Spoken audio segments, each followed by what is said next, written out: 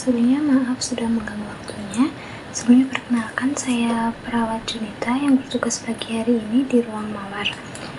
Saya ingin melaporkan kondisi pasien atas nama Bapak Andi Susanto yang mengalami perubahan kondisi sejak pergantian shift tadi pagi. Mohon waktunya sebentar ya, Dok. Selamat pagi juga perawat Junita. Silahkan, saya siap mendengarkan. Jadi pasiennya keadaannya bagaimana perawat Junita? Jadi begini, Dok, saat saya melakukan visit awal pada pagi hari ini tadi sekitar pukul 6:30, saya menemukan pasien dalam kondisi penurunan kesadaran. Untuk sebelumnya pasien tampak sadar penuh dan juga kooperatif, Dok. Namun saat itu pasien tampak mengantuk berat, tidak merespon ketika dipanggil, dan juga hanya membuka mata saat dirangsang nyeri. Untuk sekarang nilai KCS-nya saya ukur berada di 10 ya Pak. Ya Dok, untuk ACE-nya 3, verbalnya 2, motoriknya 5.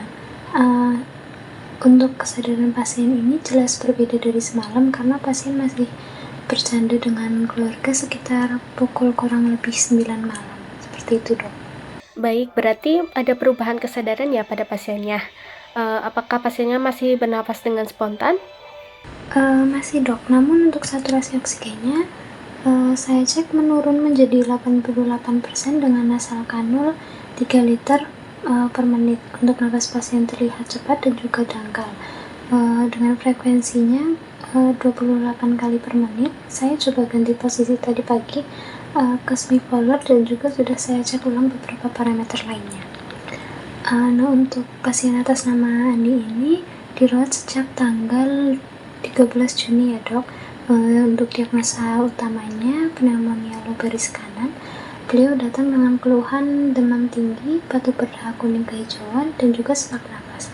Untuk riwayat komorbidnya hipertensi sejak 5 tahun lalu, dan untuk riwayat stroke ringan tahun lalu juga. Tetapi untuk saat ini pasien tanpa sisa defisit neurologis. Nah, untuk terapi yang diberikan sejak pasien masuk itu ada ceftriaxone 1 gram melalui intravena setiap 12 jam.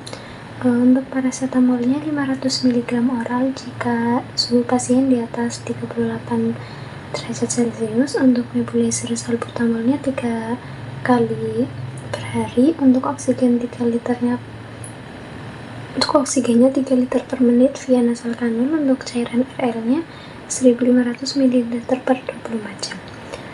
Nah, untuk kemarin malam tanda-tanda vitalnya masih stabil, Dok, yaitu di angka tekanan darahnya 130 per 80 mmHg, untuk nadinya 84 kali per menit, RR-nya 20 kali per menit, suhunya 37,2 derajat Celcius, dan saturasi oksigennya 94 dengan nasal kanul. Sejauh ini tidak ada keluhan lain dari pasien maupun dari keluarga, Dok. Semalam, apakah ada keluhan baru pada pasiennya sebelum tidur, Mbak? Tidak ada, Dok. Bahkan pasien sempat makan malam dengan lahap dan juga berbincang dengan keluarganya.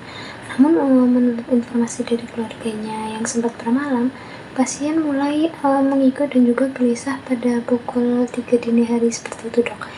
Tapi untuk keluarga mengira mungkin itu hanya efek kelelahan dari pasien.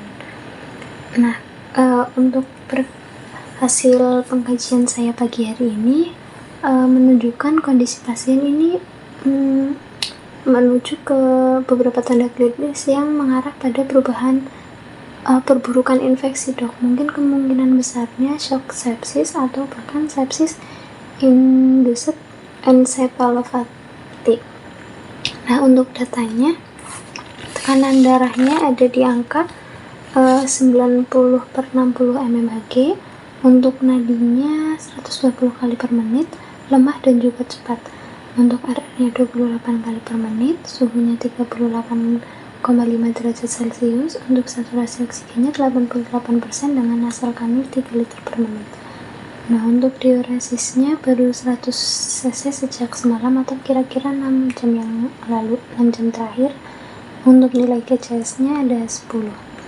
Saya juga sudah mengecek nadi kapilernya, Dok, untuk pengisian kembalinya lebih dari 3 detik. kaki dan tangan pasien teraba dingin dan juga lembab, seperti itu. Baik Mbak, sepertinya memang mengarah ke sepsis ya Mbak. Apakah pasiennya sudah terpasang IV line baru dan cairan tambahan Mbak? Sudah saya pasang intravenal line tambahan ya dok, dan saya mulai preload cairannya juga RL 500 ml sesuai protokol penanganan awal shock.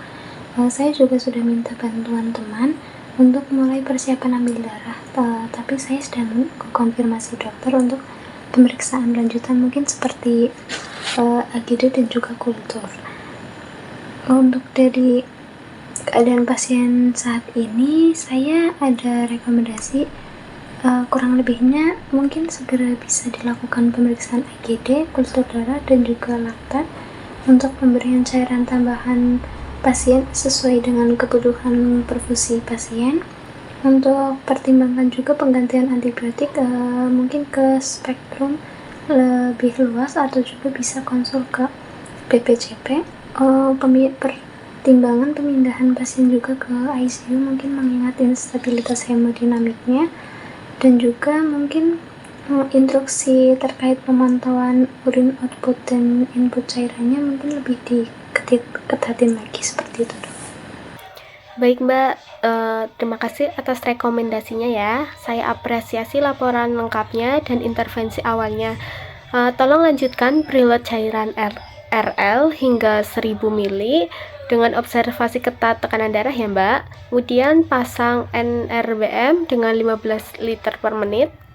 Lakukan pengambilan darah juga untuk cek kultur, AGD dan elektrolit, dan hitung darah lengkap. Kemudian saya akan segera ke ruang rawat untuk memeriksa langsung dan akan mendiskusikan dengan DPJP apakah pasiennya perlu di ICU atau tidak.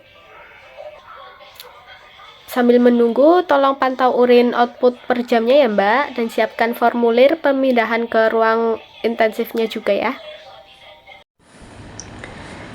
Baik dok, nanti saya langsung koordinasikan dengan tim dan juga saya akan memastikan semua instruksi dokter dijalankan.